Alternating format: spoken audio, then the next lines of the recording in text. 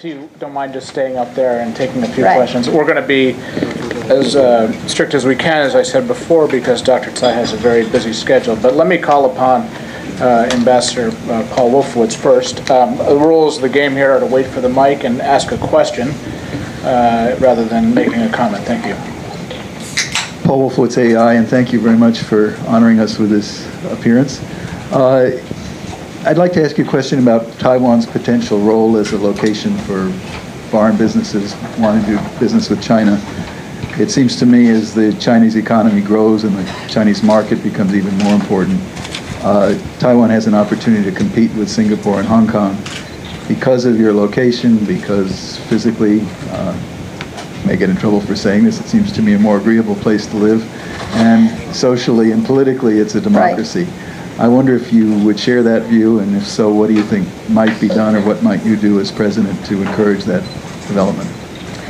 I very much appreciate the fact that Taiwan is a very livable place and for our own people and for foreigners as well. I mean, despite the fact that the weather is a bit hot, but the culture and the openness of the society make people feel comfortable when living in Taiwan. And this is exactly where our advantage is. So not mentioning foreigners, for our Taiwanese people, they like to stay and live in Taiwan and work in China. And I think the same applies to foreigners. We welcome them to base in Taiwan and actually station in Taiwan, and then have their work conducted in China. And then another possibility is to get some sort of a joint efforts by Taiwanese concerns and foreign concerns, so that when we go into China, we go into China together. We know the market, we know the culture, and we speak essentially the same language. So we know the place.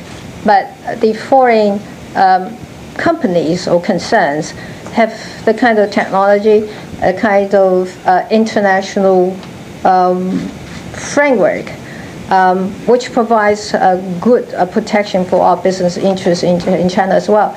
I mean, I'm sure you understand that well, that we have a long time problems of getting our investment in China protected, largely because we don't have an investment protection agreement with China, despite the fact it is something being negotiated now, but a negotiation is encountering difficulties. So we have, I do agree that if it's properly structured, it would be a good idea for the foreign companies who want to do business in China to form some sort of alliance, joint ventures, or joint efforts of any kind with Taiwanese concerns, so we can go into China together.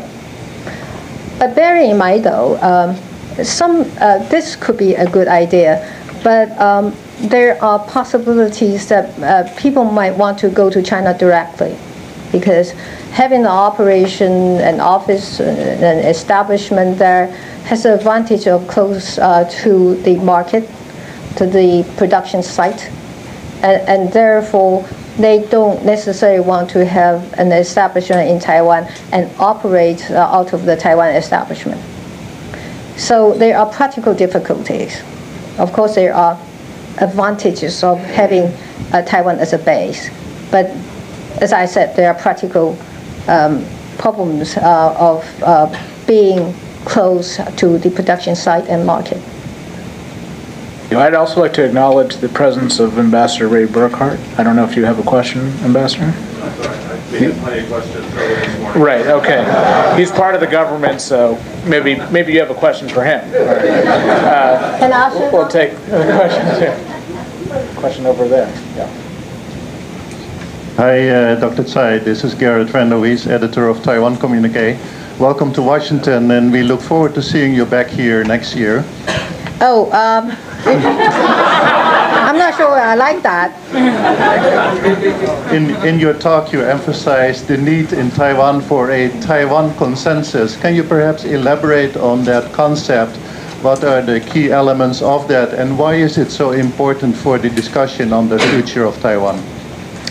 Well, it's primarily because we have developed ourselves into a democracy and a more matured and sophisticated democracy. I mean, in the past, I'm sure you know the history of Taiwan well. In the past, is the leader in an authoritarian regime who made the decision for the country, whatever decision, including the country's future. So if the case of Chiang Kai-shek making decision for Taiwan to leave the United Nations is a major one. I mean, it is a very, very major decision, and it was made by one single person. Now, and in the subsequent years, before Taiwan is was fully democratized, it was the KMT as a party making decision for Taiwan.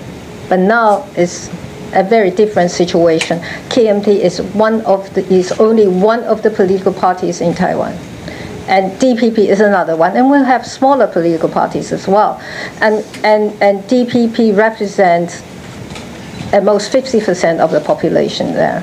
So you can't have a government facing China negotiating on the basis only 50% of the population.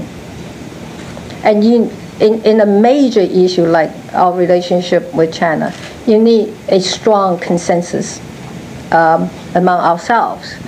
So, and then when we become a democracy, this political transition becomes a regular event. And the corporate policy cannot change with the change of governing party. It would not have the kind of stability that you need.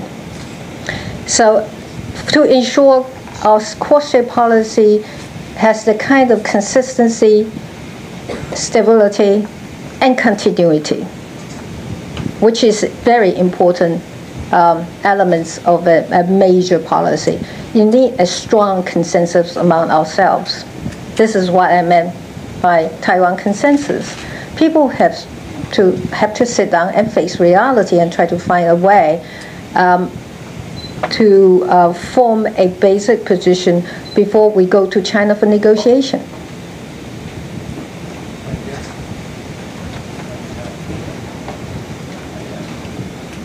Thank you, Dr. Tsai, for your remarks. It actually segues very well into my question. My name is Yi Chun, and I'm a consultant for the United Nations. In 2009, the KMT developed the the WHA model to participate in the United Nations, which is participation under the name of Chinese Taipei as an observer, but with official government representation. If you're president of Taiwan, do you agree with this model? Would you continue it? Would you stop it? Or what concrete approaches would you take to enhance Taiwan's participation to join and participate in the UN and other international organizations? Thank you. Well, let me tell you this. We will consider any model that would enhance our opportunity to participate in international organization and international community, so long as our sovereignty is not jeopardized or damaged. The WHA model, if you call that a model, it's not simply a matter of Chinese Taipei, calling ourselves Chinese Taipei, and participating in meetings as observer. There are more complications, like there is an internal document circulated in the WHO making us part of China, which is inconsistent with our basic position. And in fact, it's inconsistent with the position of the majority of the people. It's not all of the people on Taiwan. And also, this is only a one-time invitation. Every time an invitation is to be issued, it has to be with the consent of China. So it's not a guarantee that we will be able to participate in every meeting of the WHA. So I think this is a very weak model to consider.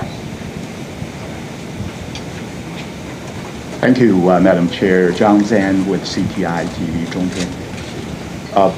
Dr. Chai, many administration officials, including some you will be meeting during your visit, have praised President Ma's cross-strait policies and also the improvement. Oh, let me finish the question the answer. Well, I think the model is too weak to consider for other organizations. Okay. Sorry about that. Administration officials have praised President Ma's cross-strait policies as well as the improvement in cross-strait developments. We all know much of which is based upon the so-called 92 consensus, something that may not exist in writing, but has nevertheless allowed both sides to agree to disagree while maintaining peace and stability across the Taiwan Strait. When you meet with U.S. officials, how are you going to assure them that you can continue to promote peace and stability across the Taiwan Strait in the absence or circumvention of the 92 consensus? Thank you very much. Well, I essentially told them what I said to you today in this speech. Well, as I said in the speech just now, I was saying that there are some political preconditions which may be too fragile for future relationship, and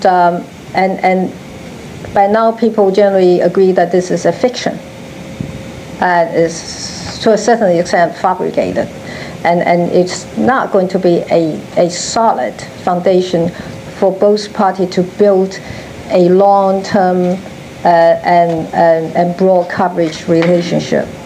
So that is why we propose that for the Taiwanese people, we have to get together, get a Taiwan consensus before we go to China to discuss, negotiate a basis to build our future relationship. Thank you. Mr. Chairman Tsai, my name is Andy Sun, Chinese name Sun Yuanzhao, and I'm a professor at National Chen-Chi University. I'm particularly struck by your emphasis on continuity and consistency in building a foundation. Therefore, my question is, as a follow-up, as a legal scholar yourself, do you propose to have a more sound and consistent and continued legal basis upon which future negotiations with China can be established?